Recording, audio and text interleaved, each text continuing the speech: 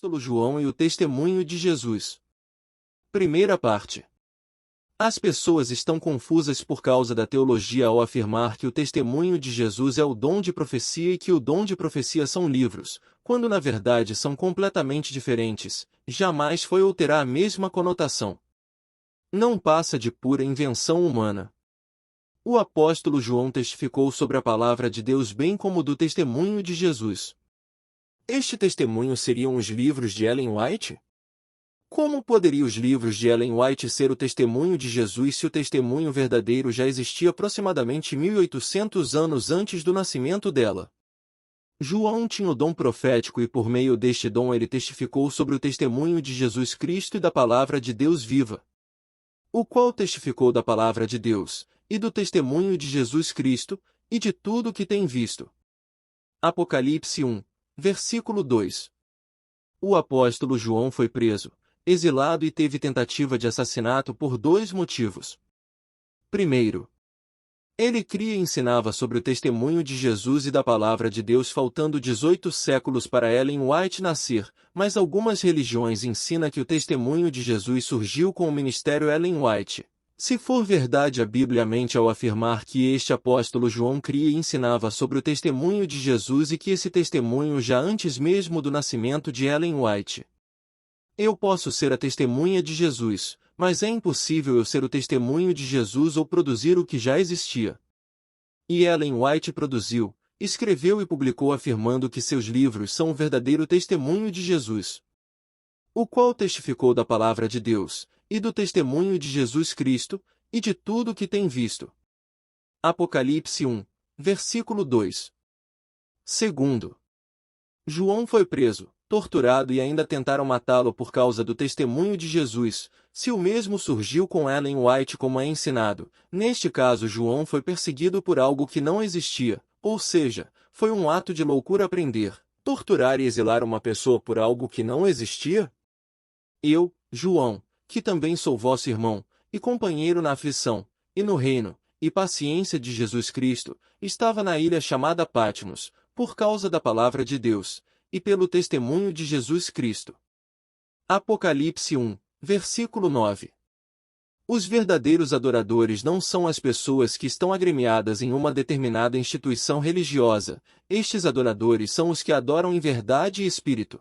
Esses adoradores têm o verdadeiro testemunho de Jesus Cristo e os que viveram desde Adão até hoje já o possuíam. Os escritos de Ellen White não existiam nos tempos antigos. O testemunho de Jesus Cristo não é o dom de profecia e sim o espírito de profecia.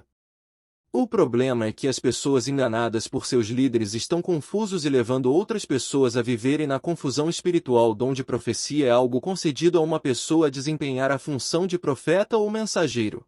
Testemunho de Jesus é o espírito de profecia o que difere de domingo. E eu lancei-me a seus pés para o adorar, mas ele disse-me, olha, não faças tal, sou teu conservo, e de teus irmãos, que têm o testemunho de Jesus. Adora a Deus, porque o testemunho de Jesus é o espírito de profecia. Apocalipse 19, versículo 10. Crer no verdadeiro testemunho é uma das identidades dos verdadeiros adoradores.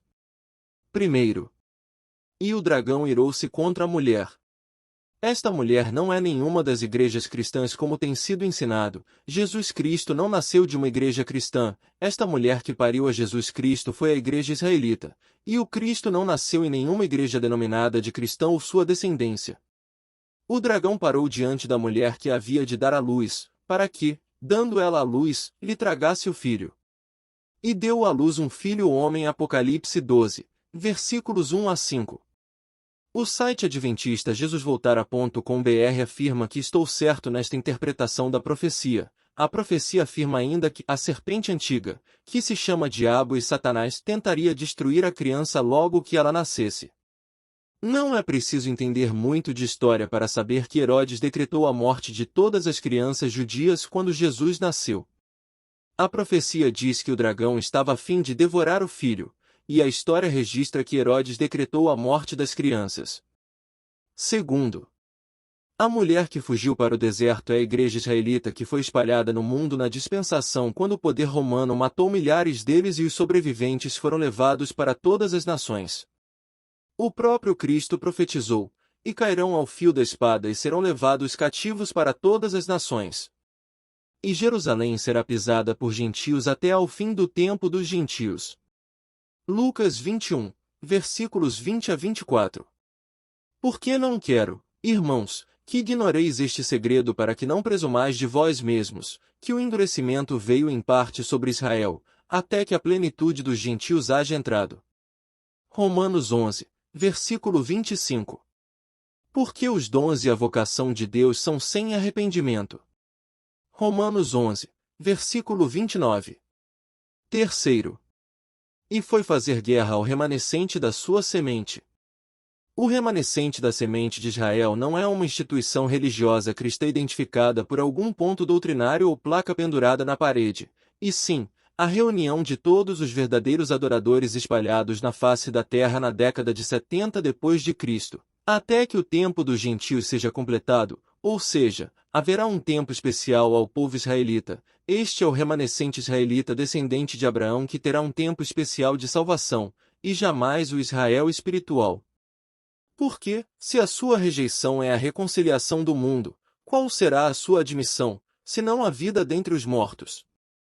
Porque, se tu foste cortado do natural zambujeiro e, contra a natureza, enxertado na boa oliveira, quanto mais esses, que são naturais, serão enxertados na sua própria oliveira.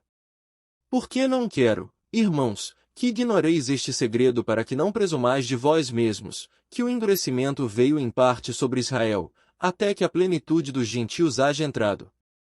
E assim todo Israel será salvo, como está escrito, de Sião virá o libertador, e desviará de Jacó as impiedades. Continua. Autor, Eurias Rodrigues Carneiro.